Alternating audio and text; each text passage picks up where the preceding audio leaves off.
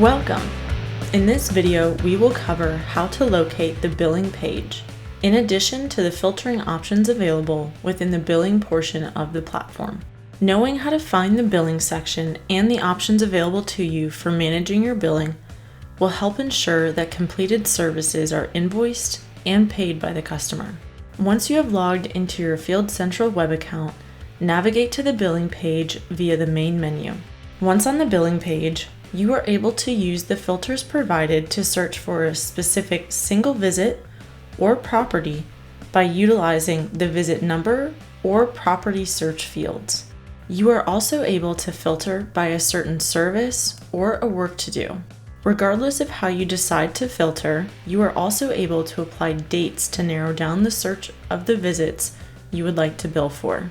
Once filter selections have been entered, click Retrieve to generate a preview of which visits fit the criteria provided. When Retrieve is selected, this will also generate a projected total for the listed visits and materials. Ready to give it a go? Be sure you know how to locate and filter on this page to help ensure accurate billing of your customers.